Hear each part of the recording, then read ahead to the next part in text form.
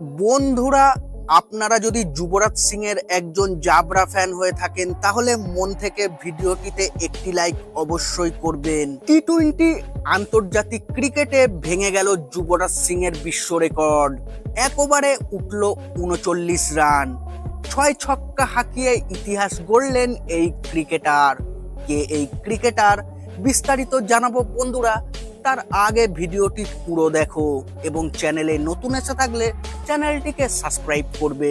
আন্তর্জাতিক টি-20 ক্রিকেটে এতদিন এক ওভারে সর্বোচ্চ রান ছিল ৩৬। ২০০৭ সালের বিশ্বকাপে স্টুয়ার্ট ব্রডের এক ওভারে ৬টি ছক্কা হাঁকিয়েছিলেন যুবরাজ সিং। সেই বিশ্ব রেকর্ড ভেঙে গেল মঙ্গলবার। সামোয়ার উইকেট রক্ষক ব্যাটার ড্যারিয়াস ভিজের এক ওভারে করলেন ৩৯ রান। সামোয়া বনাম ভানুয়াতুর ম্যাচে ভিসের এই বিশ্ব রেকর্ডটি গড়েছেন। টি-20 বিশ্বকাপের যোগ্যতা অর্জন পর্বের ম্যাচে হলো নতুন বিশ্ব রেকর্ড।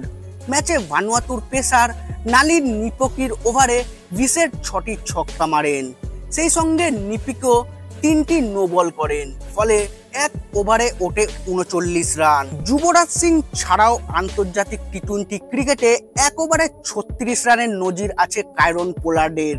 তিনি ২০২১ সালে এমন কীর্তি অর্জন করেছেন।